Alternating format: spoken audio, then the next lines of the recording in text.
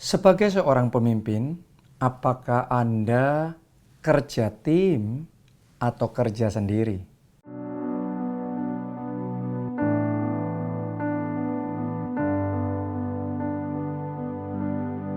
Karena setiap pemimpin punya approach yang berbeda, dan approach yang kita pilih ini sangat menentukan hasil akhir dari pekerjaan kita, hasil akhir dari pelayanan kita, hasil akhir dari perjuangan kita. Ya. Nah, kita harus menyadari yang namanya pemimpin, dia tidak kerja sendiri ya. Seharusnya kita membangun tim, kita menggerakkan tim. Kerja sendiri adalah sebuah kesalahan yang sangat besar dalam leadership. Karena kita jadi sangat terbatas ya, dan kita menjadi sangat minimal, sangat kecil sekali. Tapi kalau kita ngerti kerja tim, maka tiba-tiba kita akan mengalami pelipat gandaan dalam hasil kita, dalam powernya kita, dalam influence-nya kita, dalam kemenangannya kita, kesuksesannya kita. Tiba-tiba akan terjadi pelipat gandaan yang dahsyat. Oke, itu sebabnya jangan kerja sendiri. Sebagai pemimpin jangan semuanya diurusin sendiri, dilakuin sendiri karena kita nggak bisa mempercayakan sama orang lain. Ya, mari kita belajar pengalaman Musa pertama kali dia mulai memimpin bangsa Israel, diawali dengan dia kerja sendiri. Akibatnya ada banyak dampak-dampak negatif baik buat dirinya maupun buat bangsa Israel. Kita baca Keluaran 18. Kita mulai ayat 13 sampai 15 terlebih dahulu. Keesokan harinya, duduklah Musa mengadili di antara bangsa itu, dan bangsa itu berdiri di depan Musa dari pagi sampai petang. Oke, jadi seharian ya, dari pagi sampai petang, dan itu tiap hari. Terus menerus. Karena Musa ngurusin semuanya sendiri. Mimpin sendiri, ngambil keputusan sendiri, semuanya sendiri. Jadi memutuskan perkara yang terjadi antara bangsa Israel yang jumlahnya jutaan itu, semuanya di take over Musa sendiri. Nah, sekarang lihat ayat 14. Ketika mertua Musa melihat segala yang dilakukannya kepada bangsa itu, berkatalah ia, "Apakah ini yang kau lakukan kepada bangsa itu? Mengapa engkau seorang diri saja yang duduk sedang seluruh bangsa itu berdiri di depanmu dari pagi sampai petang?" Nah, saudara harus ngerti ya, Musa ini orang yang super diurapi. Dia dipakai Tuhan untuk mengerjakan mujizat-mujizat yang sangat dahsyat. Ya, melalui tangannya 10 tulah dilepaskan dan Mesir diluluh lantakkan, bangsa Israel dimerdekakan. Oke, melalui tongkat Musa, lautan terbelah dan bangsa Israel berjalan melewati lautan itu. Jadi tidak diragukan lagi anointingnya besar. Tapi Anda harus ngerti, anointing untuk melakukan mujizat itu beda dibandingkan dengan hikmat di dalam kepemimpinan. Ya, urapannya Musa besar, tapi soal leadership dia masih newbie. Dia masih pemula, dia masih baru belajar. Oke, dia belum berpengalaman. Akibatnya ya semuanya di-tackle, diurusin sendiri. Akibatnya urusan nggak selesai-selesai. Overwhelmed jadinya. Bangsa Israel hanya untuk menghadap Musa harus ketemuan pagi sampai malam. Nunggu, belum tentu seminggu ketemu. Anda bayangin aja jumlahnya jutaan. Dan semuanya Musa sendirian yang ngurusin. Ya, coba Anda lihat itu. Ayat yang ke-15. Kata Musa kepada mertuanya itu, "Sebab bangsa ini datang kepadaku untuk menanyakan petunjuk Allah. Apabila ada perkara di antara mereka, maka mereka datang kepadaku. Dan aku mengadili antara yang seorang dan yang lain. Lagi pula aku memberitahukan kepada mereka ketetapan-ketetapan dan keputusan-keputusan Allah." Tetapi mertua Musa menjawabnya, "Tidak baik seperti yang kau lakukan itu." Anda renungkan ya. Jadi Musa orang yang diurapi, tapi belum tentu belajar, belum tentu orang yang diurapi itu sudah belajar langsung hikmat leadership. Itu urusannya beda. Jadi apa yang dilakukan oleh Musa tidak baik. Ya, ayat 18. Engkau akan menjadi sangat lelah. Jadi ketika Yitro ini mertuanya Musa mengamati Musa, dia ngomong, kamu kalau kayak gini burn out loh. Kamu jadi capek sekali loh. Kamu jadi sangat lelah. Baik engkau, baik bangsa yang beserta engkau ini. Jadi cara kerja yang salah membuat semuanya capek, Musa capek, seluruh bangsa itu capek. Jadi kalau urusannya kita serba capek dalam hidup ini, tim kita capek, ya semuanya capek. Jangan-jangan ada yang salah di dalam cara kita memimpin. Ya, ini yang dilakukan oleh Musa. Saya lanjutkan lagi. Sebab pekerjaan ini terlalu berat bagimu dan takkan sanggup engkau melakukannya seorang diri saja. Nah ini Musa ini tipe single fighter. Tipe semuanya di-tackle dan diurusin sendiri.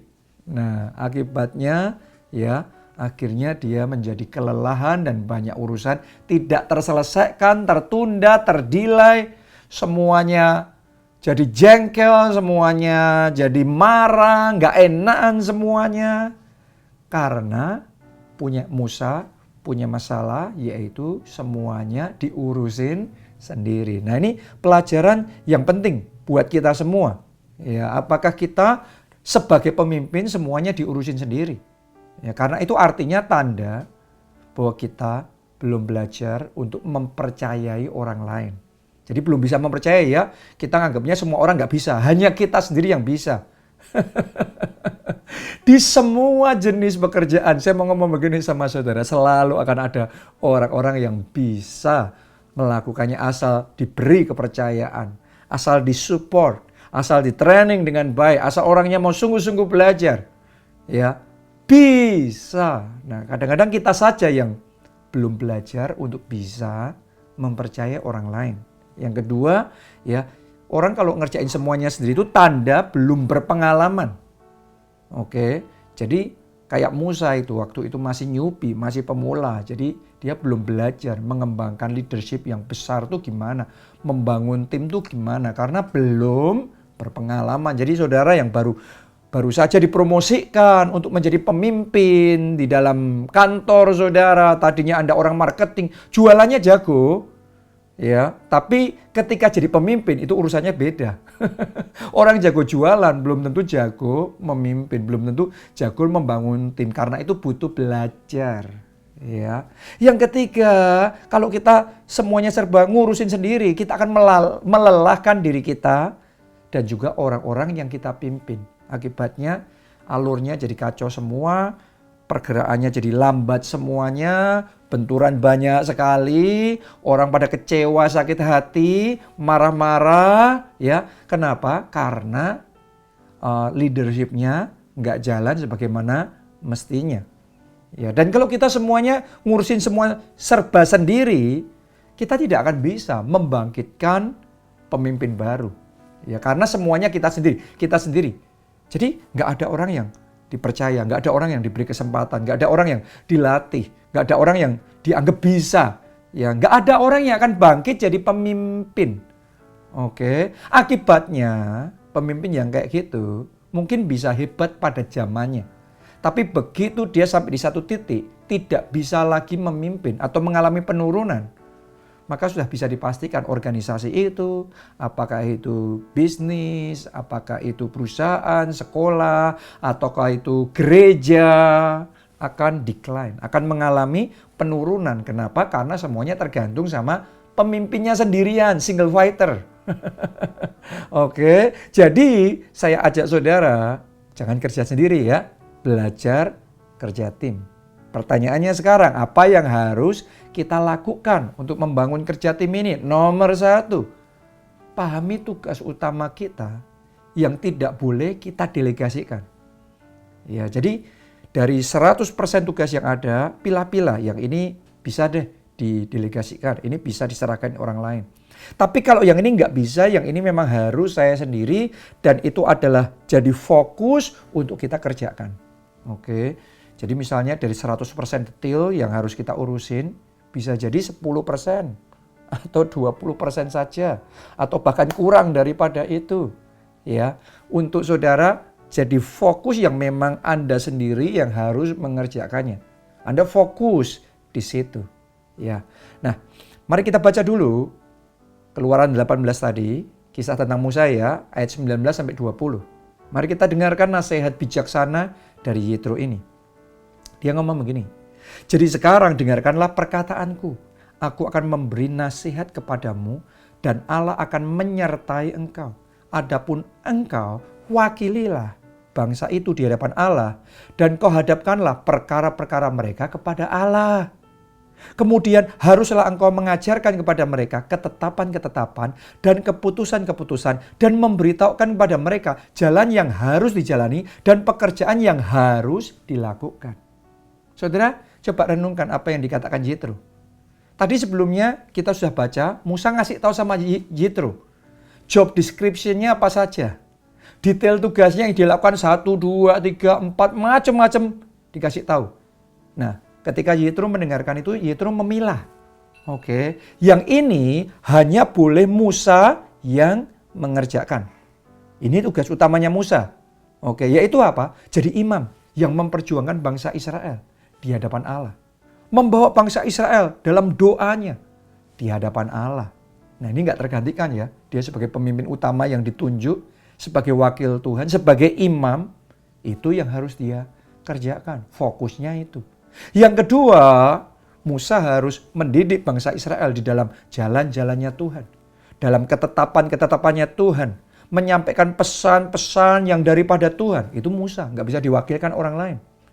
Ya. Yang ketiga, Musa mesti menyelesaikan urusan-urusan besar yang tidak bisa diselesaikan oleh orang-orang yang ada di bawahnya. Oleh tim yang dia bangun. Ya, jadi kalau yang lainnya sudah nggak bisa, baru Musa yang nekel. Tapi nggak perlu urusan-urusan kecil semuanya Musa, nggak perlu. Ya, terus gimana dengan yang nggak perlu ini gimana? Nggak harus Musa sendiri ini gimana? Apakah nggak dilakukan? No, jangan salah ya. Karena semua tetap harus di-cover. Semua tugas harus tercover dengan baik, dikerjakan, di-follow up dengan baik sampai tuntas. Terus siapa yang mengerjakannya kalau bukan Musa? Nah ini poin yang berikutnya, yang kedua. Delegasikan tugas-tugas yang bisa didelegasikan pada orang lain. Itu nasihat Yitro kepada Musa. Mari saya bacakan sekarang ayat 21 sampai 23. Di samping itu, kau carilah. Ya, di samping Musa fokus tugas utamanya ya. Yitro ngomong gini, kau carilah orang yang cakap dan takut akan Allah. Jadi ini kualifikasinya. Nggak sembarangan ya, memilih membangkitkan pemimpin, memilih tim, itu nggak sembarangan. Ya, mesti apa? Cakap dan takut akan Allah. Terus apa lagi? Orang-orang yang dapat dipercaya. Dan yang benci kepada pengejaran suap. Tempatkanlah mereka di antara bangsa itu menjadi pemimpin 1000 orang. Pemimpin 100 orang. Pemimpin 50 orang. Dan pemimpin 10 orang. Lihat saudaraku. Yitro membagikan kepada Musa pentingnya structure.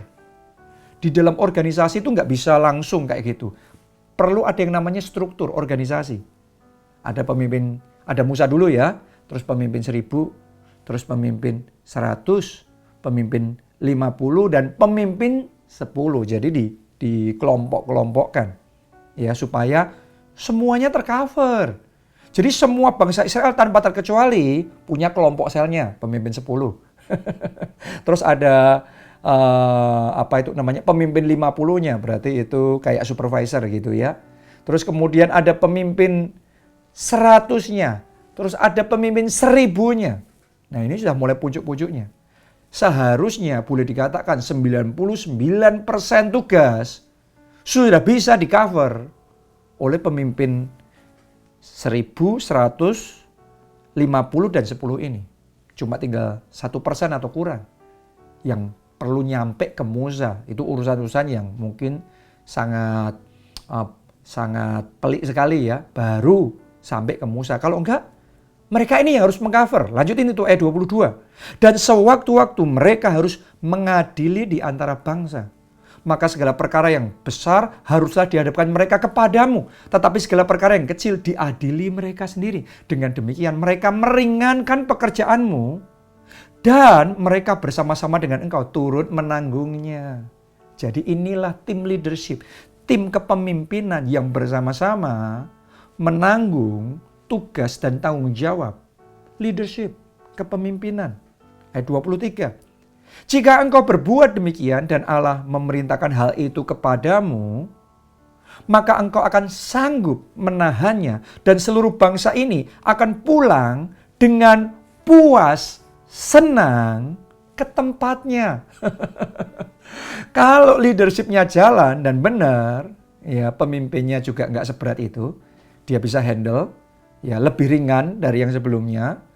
Tapi jangan lupa yang kedua, yang dilayani, yang dipimpin, itu akan puas, senang. Oke, artinya leadershipnya jadi berkat. Leadership itu bisa menjawab kebutuhan, bisa menyelesaikan masalah, dan benar-benar menjadi solusi. Oke, bagi mereka semuanya. Nah, artinya saudaraku, di bagian yang kedua ini, tugasnya Musa adalah membangkitkan tim kepemimpinan yang solid. Saudara dan saya jadi pemimpin, saudara juga harus membangkitkan tim. Oke, tim yang akan bersama-sama dengan saudara, berjuang bersama. Ya, bersama-sama dengan saudara, bekerja bersama, menanggung tugas dan tanggung jawab, dibagi-bagi, bagi tugas. Anda delegasikan itu. Ya, dimulai dengan apa? Merekrut. Anda merekrut itu. Saudara harus merekrut. Jangan nunggu untuk datang sendiri. Anda cari. Anda merekrut. Anda melatih. Anda mempercayai. Dan Anda mensupport mereka. Kalau Anda lakukan itu terus-menerus, Anda akan bisa membangkitkan tim leadership yang kuat, yang solid. Dan Anda akan bisa mengalami terobosan yang lebih besar lagi. Dampaknya, influence-nya akan berlipat kali ganda, lebih masif lagi. Ya, mari saya bagikan kepada saudara secara singkat saja prinsip delegasi. Oke, jadi kalau kita mau mentraining orang, mendelegasikan tugas sama orang lain, jangan cuma main tunjuk dan langsung kamu yang ngerjain. No, mesti ada prosesnya. Apa prosesnya? Yang pertama, ya aku melakukan, kamu melihat.